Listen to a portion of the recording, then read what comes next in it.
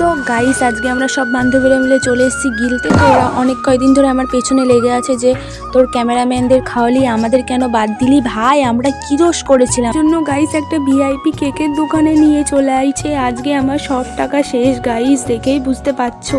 Guys কার বান্ধবী দেখতে হবে তো, ম্যাডামদের আবার ওখানে কেক পছন্দ হয়নি, আবার একটা অন্য দোকানে আমাকে টেনে নিয়ে আসলো। অনেক বাছাবাছির পরে এই যে গাইস কেক পছন্দ হয়েছে। তার মধ্যে আমার যে বেস্টি তার তো এই কেক একদমই পছন্দ না, তো আমি ভুল করে 3টে নিয়ে নিয়েছিলাম কেক।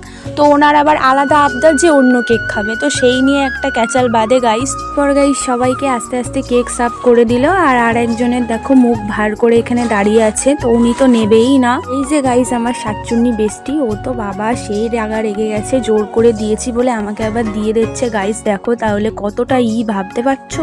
তারপর গাইস কেকটা তো ছুঁয়েও দেখিনি, তারপরে ওর পছন্দের জিনিস আমি কিনে দিয়েছি, তারপরে নিয়েছি। তারপর গাইস আমি আর বেস্টি একটু বগুলা মার্কেটে গেছিলাম, কিছু কেনাকাটা করার ছিল। তো ভিডিওটা এই পর্যন্তই, কেমন লাগলো অবশ্যই কমেন্ট করে জানিও। দেখা হচ্ছে নেক্সট ভিডিওতে, টাটা।